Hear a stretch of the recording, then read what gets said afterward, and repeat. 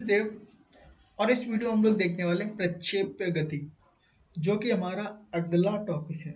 तो अगर आपने चैनल को सब्सक्राइब नहीं किया तो एक बार सब्सक्राइब कर लें और बेल आइकन को भी प्रेस कर दें ताकि कंप्लीट कोर्स आपको मिल सके और आपकी तैयारी अच्छी तरह से हो सके। चलिए हम लोग शुरू करते हैं प्रक्षेप्य गति को। तो वैसे तो ये पुराना टॉपिक है, उम्मीद करते हैं आप लोगों ने 12th में पढ़ाई होगा, क्लास 12th का ही टॉपिक है। तो प्रक्षेप्य का मतलब क्या होता है?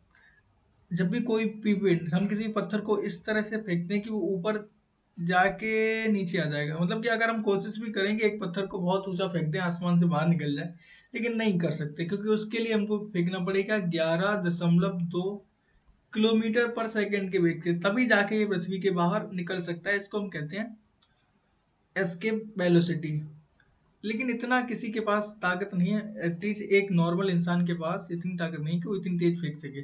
तो क्या होगा, वो पत्थर कभी ना कभी तो नीचे आएगा ही, वो इस तरह से नीचे आएगा। तो ये जो पथ होता है ना, ये इसको हम कहते हैं प्रक्षेप गति का पथ, और ये परवलयाकार होता है। तो जब भी किसी भी पिंड को इस तरह से फेंका जाता है कि वो गुरुत्व के अधीन गति करते हुए नीचे जमीन से टकराएगा आके, तो इसको ही हम कहते हैं प्रक्षेप गति, है ना। अब इसमें जो कुछ चीजें होंगी, देखो सबसे पहले हमने यहाँ से बेग इस पत्थर को फेंका होगा, इस तरह से फेंका होगा, तो मतलब कि कुछ बेग रहा होगा हमारे पास, किसी बेग से फेंका होगा, है ना। फिर उसके बाद क्या होगा, ये पत्थर कुछ समय बाद नीचे आया होगा। यहाँ से लेके यहाँ तक जब वो नीचे आया होगा तो कुछ इसमें कुछ समय लगा होगा। इस समय को हम कहते हैं टी। और इस टी को प्रकट करते हैं, मतलब कि ये होता है उड्डयन काल।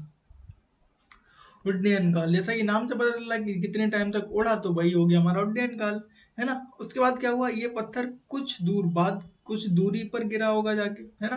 तो इस दूरी को हम कहते हैं परास, रेंज या फिर परास।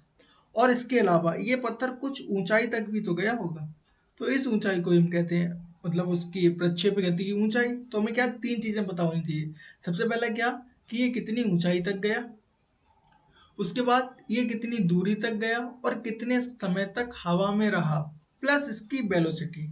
ये कुल मिलाकर चार चीजों का यूज हम प्रक्षेप गति में करने वाले हैं। ठीक है, तो जैसा कि आपको पता है उड्डयन काल क्या है, कि जितने समय तक ये हवा में रहा उसको हम कहते हैं उड्डयन काल, है ना। अब जरा ध्यान से देखें इसको, तो उड्डयन काल कैसे निकालें। मान लो यहाँ से हमने v वेलोसिटी से इसको फेंका, तो ये इस तरह से गति करते करते करते करते यहाँ पे टकराया होगा, है ना। अब जरा देखो यहाँ से ध्यान से कि ये यहाँ से इसकी वेलोसिटी क्या थी, ये इस तरह की इसकी वेलोसिटी थी। अब इस तरफ क्षैतिज दिशा में कोई भी बल इस पर लग नहीं रहा, मतलब कि क्षैतिज दिशा में कोई भी त्वरण इसका होगा नहीं। लेकिन जब ये ऊपर की तरफ जा रहा होगा तो क्या होगा, पृथ्वी नीचे की तरफ बल लगाती है, सभी पर लगाती है, तो इस पर भी बल लग रहा होगा, जिसके कारण क्या होगा, ये इस तरह से पहले ऊपर जाएगा फिर नीचे आएगा। अब इस वेलोसिटी को देखेंगे तो ये फिर ऊपर भी जा रहा है और आगे भी जा रहा है। तो जब भी इस तरह की सिचुएशन आती है कि एक वेक्टर दो जगह काम करता है तो उसको तोड़ लेते हैं। तो माना अगर यहाँ से इस थीटा कोण बनाते हुए अगर हम इसको फेंका था, तो ये वाला भी वेलोसिटी हो जाएगी कुछ और ये वाली भी हो जाएगी। और ये बात हम लोग पहले भी सीख चुके हैं कि जिसके पास होता है थीटा उसी को कॉस मान लेते हैं। तो ये अगर v है तो ये क्या हो जाएगा, v cos थीटा, है ना। और बचा वाला साइन होता तो ये क्या हो जाएगा, v sin थीटा। मतलब कि क्षैतिज दिशा में जिस वेग से जाएगा उसको हम कह ले रहे हैं vx, वो क्या होगा v cos थीटा। और ऊपर जिस वेग से जाएगा वो मान ले रहे हैं vy, मतलब कि v sin थीटा। ठीक है, इतनी बात कंफर्म। अब देखो यहां से लेके यहां तक इसका क्षैतिज वेग कभी भी नहीं बदलेगा।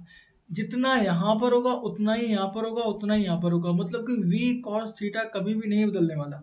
लेकिन v sin थीटा बदलेगा क्योंकि उस पर एक गुरुत्वीय त्वरण लग रहा है ना।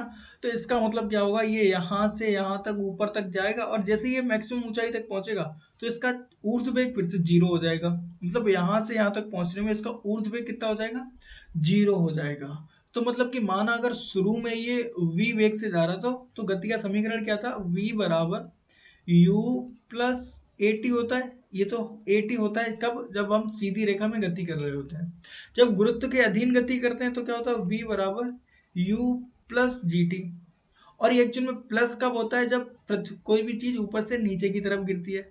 और अगर नीचे से ऊपर की तरफ जा रही है तो क्या हो जाता है, प्लस का मतलब माइनस हो जाता है। तो u बराबर v बराबर u माइनस जी टी हो जाएगा। तो यहाँ पर भी यही कंडीशन है कि कोई वस्तु नीचे से ऊपर की तरफ जा रही है ना। तो इसका मतलब जब ये यहाँ पहुंचेगी तो प्रारंभिक वेग इसका कितना हो जाएगा, जीरो। सॉरी, अंतिम वेग कितना हो जाएगा इसका, जीरो। और प्रारंभिक वेग कितना था, v साइन थीटा। तो मतलब कि u v बराबर जीरो और u बराबर क्या रखना है हमको, v sine theta minus G T. इसका मतलब माइनस वाला जी टी इसको उधर लेके तो ये प्लस का हो जाएगा, मतलब कि जी टी बराबर v साइन थीटा। इसका मतलब क्या हुआ, t हमको निकालना था तो t बराबर क्या आ गया, v साइन थीटा बटे जी। ये क्या आ गया, यहां से लेके यहां तक जाने में इसको कितना समय लगेगा। अब जरा देखो, ये यहां से यहां तक तो पहुंच गया, अभी हमने कहां से निकाला, यहां से ऊपर तक जाने में। तो ऊपर जाने में मतलब ये यहां पर पहुंच चुका होगा, तो यहां से यहां तक जाने में इसको टी समय लगा, तो इतना ही समय इसको यहां से यहाँ आने में लगेगा। मतलब कि ये जो टी है ना, वो कितना हो जाएगा, पूरा जो उड्डयन काल होगा वो 2 × टी, मतलब कि कैपिटल टी बराबर क्या हो जाएगा, 2v साइन थीटा अपॉन जी। ये आ गया हमारे पास उड्डयन काल का फॉर्मूला।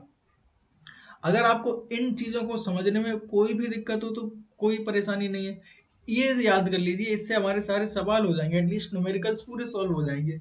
वैसे तो कुछ परेशानी वाली बात नहीं है, नॉर्मल से हमने जो कॉन्सेप्ट सीखे हैं वही हम यूज कर रहे हैं उनको। लेकिन फिर भी अगर कोई दिक्कत हो रही है तो ये फॉर्मूला याद कर लीजिए, उससे आपका काम चल जाएगा।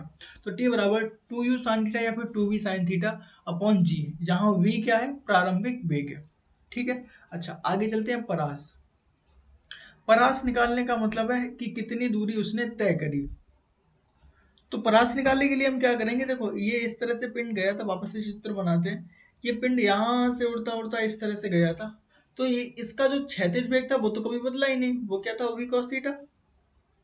ये तो कभी बदला ही नहीं, तो इसका मतलब क्या हुआ, हमें परास चाहिए। परास का मतलब दूरी होगी, तो दूरी बराबर क्या लिख सकते हैं हम, दूरी बराबर होता है x, दूरी बराबर क्या होता है, चाल गुणा समय, है ना, यही तो होने वाला है। तो चाल गुणा समय, तो दूरी हमको निकालनी है, तो दूरी बराबर क्या हो जाएगी, चाल हमको पता है v cos थीटा है, और समय का मान हमने अभी निकाला कि कितना समय इसको लगा, तो समय बराबर क्या आया था, 2v sin theta upon g. तो इसको लिख दिया भाई, तो ये क्या हो गया, गुणा 2v sin थीटा अपॉन जी। अब जरा इनको सॉल्व करेंगे तो देखो v दो जगह ना, तो ये क्या हो गया, v स्क्वायर, और ये 2 sin theta cos theta upon g. जरा याद करो, 2 sin थीटा cos थीटा क्या होता है, sin 2 थीटा का फॉर्मूला। तो मतलब क्या हो गया, v square sin 2 theta upon g. और यही क्या होती है, इसको हम कहते हैं रेंज या फिर परास। तो ये हमारा परास निकालने का फॉर्मूला है।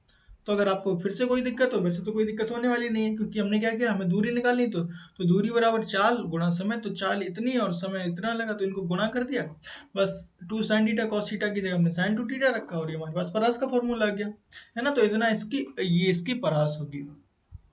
अब जरा यहाँ पर जो सबसे मजेदार बात देखने वाली बात ये होती है कि देखो, मान लो अगर एक पिंड को हमने वेग फिक्स कर दिया कि फॉर एग्जांपल अगर आप एक पत्थर को फेंक रहे हैं, तो आपके पास लिमिटेड पावर होगी, आप उससे ज्यादा नहीं फेंक सकते, है ना।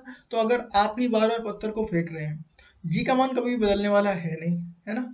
सिर्फ यहाँ बदल सकता है क्या, थीटा। थीटा का मतलब, पहले हमने इस तरह से फेंका थोड़े कम कोड पे, फिर हमने ज्यादा कोड पे फेंका, फिर मन किया एकदम से ऊपर ही फेंक दें, तो एकदम से ऊपर फेंक दिया, तो हर एक कंडीशन में ये थीटा का मान बदल रहा है ना। तो मतलब कि थीटा बदल सकते हैं। तो अब अगर हम बात करें कि अधिकतम मान कितना हो सकता है, कि अधिकतम कितनी दूर तक फेंक सकते हैं, तो जरा देखो, अधिकतम मान वी स्क्वायर अपॉन जी तो कुछ बदलने वाला नहीं है, ये तो सब कांस्टेंट है। अब केवल साइन 2 थीटा को बदल सकते हैं, तो साइन 2 थीटा का मान अधिकतम कितना हो सकता है, तो साइन में अधिकतम मान कितना होता है, साइन की अगर हम बात करें तो अधिकतम मान कितना होता है, +1। मतलब कि साइन 2 थीटा अधिकतम +1 क्यों हो सकता है, मतलब कि साइन 2 थीटा बराबर हो सकता है 1 के। और 1 का मतलब क्या हुआ, साइन में 1 किसका होता है, तो साइन में 1 होता है 90 का, तो मतलब कि साइन थीटा बराबर साइन 90, मतलब कि टू थीटा बराबर कितना होना चाहिए, 90, मतलब कि थीटा बराबर कितना होना चाहिए, 45 डिग्री। हाँ, तो यही हमारी कंडीशन है क्या, अधिकतम परास की, कि थीटा को हमेशा कितना रखना चाहिए, 45 डिग्री के कोण पे। तो इसका मतलब क्या हुआ कि अब हम अगर किसी भी चीज को 45 डिग्री के कोण पर फेंकेंगे तो ही वो अधिकतम दूरी पर जाएगी। यहाँ एक कॉन्सेप्ट आप समझने वाला होता है कि अगर ये इस तरह से परवलय का मतलब कि प्रक्षेप गति कर रही है, तो यदि हमने इस किसी भी चीज को 30 डिग्री के कोण पर फेंका तो वो इस तरह से जाएगी, 45 के डिग्री के कोण पर फेंका तो वो अधिकतम परास पर जाएगी, और अगर हमने इसको 60 डिग्री के कोण पे फेंका तो अगेन ये फिर क्या आएगी, वापस लौट के यही इतनी ही दूरी तय करेगी। मतलब कि या फिर तो थीटा पर फेंके या फिर 90 माइनस थीटा पर फेंके, दोनों ही कंडीशन में परास बराबर होती है। कब कब, थीटा और 90 माइनस थीटा है। ये बात याद रखने वाली है, इससे सीधे सीधे सवाल बनते हैं, सीधे सीधे। ठीक है, अभी देखेंगे किस तरह से सवाल बन सकते हैं इस तरह से। तो थीटा और 90 माइनस थीटा पर दोनों ही जगह परास बराबर होती है। अगला, प्रक्षेप्य की ऊंचाई, मतलब कि कितना ऊंचा जा सकता है। अच्छा, जरा ऊंचा जाने के लिए हमको क्या चाहिए, ऊंचाई। तो एच निकालने के लिए हमारे पास एक फॉर्मूला और होता है, क्या, एच बराबर, गति के समीकरण की बात करें तो एच बराबर क्या होता है, एक तो एच बराबर होता है UT plus half G T square. Condition ये है कि नीचे की तरफ आ रहा है पिंड, अगर ऊपर की तरफ जाएगा तो इसको नेगेटिव ले लेंगे। और दूसरा होता है v square is equal to u square plus 2gh। अच्छा, ये एक बात और समझ लेते हैं कि जी को कब प्लस लेते हैं कब माइनस लेते हैं। तो जब भी कभी हम किसी पिंड की, मान लो ये एक पिंड है, तो ये पिंड अगर इस तरफ गति कर रहा है तो अगर बल इस तरफ लगेगा तो त्वरण हम पॉजिटिव लेंगे, अगर बल इस तरफ लगेगा तो त्वरण को नेगेटिव लेंगे। मतलब कि यदि गति की दिशा में कोई बल लगता है तो उसका त्वरण पॉजिटिव होता है, और गति की विपरीत दिशा में लगता है बल तो उसका त्वरण नेगेटिव होता है। जब जब कोई पिंड पृथ्वी से ऊपर की तरफ जाता है, तो देखो पिंड ऊपर की तरफ जा रहा है, पृथ्वी नीचे की तरफ बल लगा रही है, मतलब कि जी को हम कैसे लेंगे, नेगेटिव। तो ये यहाँ से ये सारे नेगेटिव होते हैं। तो इन दोनों समीकरण में से कहीं से निकाल सकते हैं। मान लो हम यहाँ से निकाल रहे हैं इस वाले से, तो दूसरे समीकरण से कह रहा है v square is equal to, क्या हो गया, वी स्क्वायर बराबर यू स्क्वायर माइनस 2gh। क्यों माइनस, क्यों, क्योंकि पिंड ऊपर की तरफ जा रहा है और बल नीचे की तरफ लग रहा है, मतलब कि पृथ्वी नीचे की तरफ खींच रही है। ठीक है, अब जरा देखो क्या करना है, ऊपर वाले पॉइंट पर जाके तो वेग कितना हो गया, 0 हो गया था ना, ऊंचाई तो निकाल लेते हैं। देखो जरा इसको, यहाँ से जब जब यहाँ पर पहुंचा था ना, तो ये पिंड यहाँ पर जाके एकदम से ऊर्ध्व वेग 0 होगा, फिर नीचे की तरफ बढ़ना शुरू हो जाएगा। तो हम क्या कर रहे हैं, यहाँ से लेके यहाँ तक की निकाल रहे हैं। तो ऊपर जब ये पहुंचा तो उस कंडीशन में अंतिम वेग कितना हो गया हमारा, 0। मतलब कि हम बी की जगह क्या रख सकते हैं, 0। और प्रारंभिक वेग क्या था, ऊर्ध्व वेग क्या था, याद करो, v sine theta, v sine theta और इसका होल स्क्वायर। और ये किसके बराबर है, -2gh। इसको उधर लेके तो ये क्या हो गया, 2gh बराबर अंदर दोनों का वर्ग, v square sine square theta, है ना। हमको क्या निकालना, h। तो h बराबर क्या आ गया, v square sine square theta upon 2g। तो ये हमारे पास ऊंचाई निकालने का फॉर्मूला आ गया। अच्छा, एक चीज आप लोग याद रखें, कहीं पर ये u दिया है कहीं पर v दिया है, लेकिन हमने v ही माना है तो v मान लेंगे, कोई परेशानी नहीं है। आप कुछ किताबों में u दिया हो सकता है तो ठीक है, वो u है। मतलब कुल मिलाकर ये है क्या, वेग है जिस वेग से किसी पिंड को फेंका जा रहा है। तो हमारे पास कुल मिलाकर 3 फॉर्मूले आ गए, क्या, एक तो आया h बराबर v square sine square theta upon 2g, t बराबर क्या है, t बराबर 2u साइन थीटा, मतलब 2v sine theta upon g. और r बराबर क्या आया, r बराबर आया b square sine 2 theta upon g. तो इन 3 फॉर्मूलों को याद कर लें, बाकी अगर पीछे में आपको कुछ समझने में भी दिक्कत है तो कोई परेशानी वाली बात नहीं है, यहाँ से आपके सवाल बन जाएंगे। अच्छा, ये आ गया अधिकतम परास के लिए किसी किसी कण को किस कोण पर फेंकना चाहिए। तो हम ये ऑलरेडी डिस्कस कर चुके हैं कि थीटा बराबर कितना होना चाहिए, 45 डिग्री का कोण होना चाहिए। ठीक, अगला कह रहा है कि जिन प्रारंभिक कोणों के लिए कोई पिंड समान परास तय करेगा, तो किन के लिए तय करता है, या फिर तो थीटा और 90 माइनस थीटा दोनों बराबर हो तो फिर क्या करेगा, वो समान कोण तय करेगा। तो यहाँ पर देखो ये थीटा कितना है, 30, ये 30 है, और इसको 90 माइनस करेंगे तो 90 में से 30 घटाए तो कितने होंगे, 90 में से 30 हम लोग अगर घटाएंगे तो 50 होगा, मतलब कि ये ठीक नहीं है। अगला कह रहा है 30 और 50, तो अगेन ये फिर क्या है, 30 और इसको 90 में से घटाएंगे तो 50, मतलब कि 40, तो ये भी सही नहीं। अब जरा देखो ये कितना है, 30 और 90 माइनस 30 करेंगे तो 90 माइनस 60 करेंगे तो फिर से 30। हाँ, तो मतलब कि ये वाला एकदम से ऑप्शन हमारा सही है। क्यों, क्योंकि थीटा और 90 माइनस थीटा अगर बराबर है दोनों तो उनके लिए समान परास तय करता है। तो ऑप्शन सी हमारा यहाँ से सही हो गया। अगला ये न्यूमेरिकल टाइप का है, कह रहा है एक पत्थर पृथ्वी की तल से 45 डिग्री के कोण पर फेंका जाता है। ठीक है, मतलब कि हम क्या कर रहे हैं, यहाँ से एक पत्थर को 45 डिग्री के कोण पर फेंक रहे हैं, तो ये क्या करेगा, इस तरह से गति करता हुआ वापस नीचे आएगा। कह रहा है इसका वेग 49 मीटर पर सेकेंड है, मतलब कि v बराबर हमको दे दिया कितना 49 मीटर पर सेकेंड, और थीटा बराबर कितना दिया है 45 डिग्री।